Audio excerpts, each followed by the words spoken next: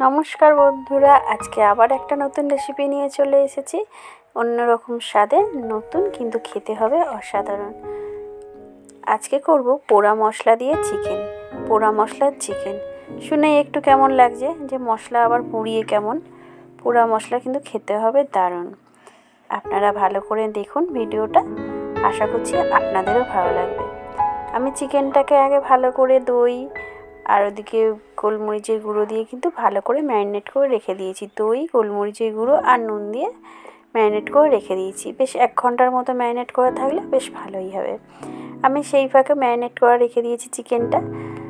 ওটা যতক্ষণ ম্যারিনেট হচ্ছে ততক্ষণে কিন্তু আমি মশলাগুলোকে পুড়িয়ে নেব। টমেটোটা আমি পোড়াতে দিয়ে দিয়েছি। আমি গ্যাসে পোড়াচ্ছি, আপনারা কিন্তু এটা উনুনেও পোড়াতে পারেন, যে যেভাবে খুশি পুড়িয়ে নিতে পারেন। আমি এর জন্য পেঁয়াজ নিয়েছি 3টে, পেঁয়াজ পুড়িয়ে নেব। টমেটোটা আমার পোড়ানো হয়ে গেছে। কাঁচা লঙ্কা নিয়েছি, শুকনো লঙ্কা নিয়েছি আর রসুন ছাড়িয়ে নিয়েছি। রসুনটাও কিন্তু গ্যাসে আমি ঠিক এইভাবে পুড়িয়ে নিয়েছি। রসুন পোড়া আর পেঁয়াজ পোড়ার গন্ধটা কিন্তু দারুণ আসছিল। আপনারা যেহেতু ফোনের উপরে গন্ধটা বুঝতে পারছেন না, যখন আপনারাও করবেন তখন কিন্তু আপনারাও বুঝতে পারবেন। লঙ্কাগুলো কিন্তু খুব সাবধানে হচ্ছে, লঙ্কাগুলো কিন্তু সাবধানে পোড়াবেন। আর এদিকে শুকনো লঙ্কা পোড়ালে যেরকম গন্ধ, ঝাঁঝ, কাশি হতে থাকে। আমার লঙ্কাগুলো পোড়ালেই কিন্তু হয়ে যাবে। মশলাগুলো এদিকে পুড়িয়ে নিয়েছি, পুড়িয়ে ভালো করে পোড়াগুলো কিন্তু ছাড়িয়ে ভালো করে ধুয়ে নিয়েছি। ঠিক এইভাবে পুড়িয়ে নেবেন। আর আদাগুলো আমি কুচিয়ে নিয়েছি, আদাটা কিন্তু আমি পোড়াইনি। আদার পোড়ালে গন্ধটা অত ভালো লাগে না, সেই জন্য আদাটা পোড়াইনি। এদিকে আমি কড়া বসিয়ে দিয়েছি, কড়াইয়ে তেলও দিয়ে দিয়েছি। কড়াটা গরম হয়ে গেছে। চিকেনে একটু আবার আমরা বাঙালি একটু আলু না দিলে ঠিক ভালো লাগে না। আপনারা যদি আলু না খেতে চান, আপনারা কিন্তু আলুটা স্কিপ করে যেতে পারেন। আমাদের আবার একটু আলু না হলে যেন ভালো লাগে না, সেই জন্য একটু আলু দিয়েছি। আলুটা এদিকে ভালো করে নুন হলুদ মেখে নিয়েছিলাম। ওদিকে আলুটা যতক্ষণ ভাজছি ততক্ষণ কিন্তু মশলাটা এদিকে আমি বেটে নিচ্ছি। আলু আমার এই যে লাল লাল করে ভাজা হয়ে গেছে। এবার কিন্তু আমি আলুটা তুলে নেব।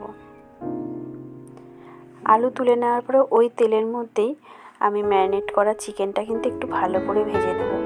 কারণ হচ্ছে যেহেতু দই দিয়ে মেখে রেখেছি, কড়াই দিলেই না মানে অনেক জল ছাড়বে। আর একটু ভেজে নিলে একটু ভাজা ভাজা গন্ধটা বেশ আসবে, খেতে না স্বাদটা আরও দারুণ হবে।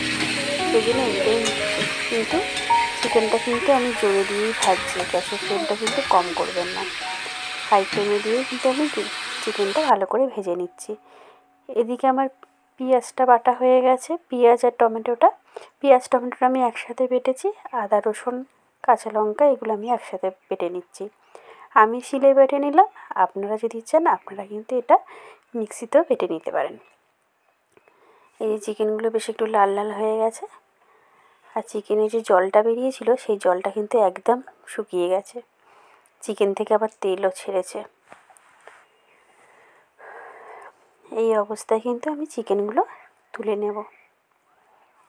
চিকেনটা তুলে নিয়েছি। কড়াইয়ের তেলটা এই যে এইটুকুনি তেল আছে, এর মধ্যেই কিন্তু আমি মশলা দিয়ে দেবো। এতে আর বেশি তেল দেব না। তেজপাতা দিয়ে দিলাম আর দিয়ে দিলাম সাদা জিরে ফোড়ন, আর একটু গোটা গরম মশলাও আপনার ফোড়নে দিলে দিতে পারেন। পেঁয়াজ আর টমেটো বাটাটা আমি ফোড়নের উপরে দিয়ে দিলাম। পেঁয়াজ আর টমেটোটা একটু ভালো করে নেড়ে চেড়ে নিলাম। একটু পেঁয়াজের জলটা মুড়ে এসছে। এই সময় কিন্তু আমি আদা রসুন কাঁচা লঙ্কা শুকনো লঙ্কা যে বাটা পেস্টটা ছিল সেটাও কিন্তু আমি দিয়ে দিলাম। এবার এর মধ্যে আমি হলুদ নুন আর লঙ্কার গুঁড়ো অ্যাড করব। ঝালটা আপনার পরিমাণ মতো দেবে। আমি একটু কম ঝাল দিয়েছি। আপনারা যদি একটু বেশি ঝাল খেতে চান তাহলে একটু ওদিকে কাঁচা লঙ্কা শুকনো লঙ্কার পরিমাণটা বাড়িয়ে দেবেন। মশলার যে বাটি মশলা তুলেছিলাম আর শিলটা ধুয়ে রেখেছিলাম সেই জলটা এখন একটু দিয়ে দিলাম। আর মশলাটা আমি ভালো করে কষিয়ে নেব। এই মশলাটা কিন্তু আপনারাও ভালো করে কষিয়ে নেবেন। মশলাটা যত ভালো কষা হবে তরকারির টেস্টও তত ভালো বাড়বে। আমার কিন্তু মশলা দিয়ে একদম তেল ছেড়ে দিয়েছে। এই সময় আমি চিকেনগুলো দিয়ে দিলাম। চিকেনগুলো দিয়েও কিন্তু ভালো করে আমি কষে নেব, যাতে চিকেনের মধ্যে এই মশলাগুলো ভালোভাবে ঢুকে যায়। আলুটাও ভাজা ছিল। চিকেন আর আলু ভালো করে এই মশলার সাথে কষিয়ে নেব। আর এদিকে কিন্তু আমি যে আলু ছিল ওটা কিন্তু একটু গরম জল বসিয়ে দিয়েছি। এতে আমি ঠান্ডা জল দেব না, এতে আমি গরম জলই দেব। এই দেখুন মশলাটা কিন্তু এবার তলায় লেগে যাচ্ছে। একদম ভালো করে কষিয়ে নিয়েছি, দেখেই বুঝতে পারছেন একদম লাল লাল করে কষাটা হয়ে গেছে। এদিকে আমি ওই গামলাটার মধ্যে গরম জল বসিয়েছিলাম। এতে কিন্তু ঠান্ডা জল দেবো না, কারণ হচ্ছে চিকেনটাও মোটামুটি হাফ সেদ্ধ হয়ে গেছে। এবার বেশিক্ষণ লাগবে না, 10-15 মিনিট 20 মিনিটের মতো ফোটালেই মাংস কিন্তু আমাদের রেডি হয়ে যাবে। আমি বেশি জল দিইনি, কারণ বেশি ফোটাবো না। এই পরিমাণেই জল দিয়েছি, দিয়ে 15 মিনিটের মতো কিন্তু আমি এইটাকে ঢেকে দেব।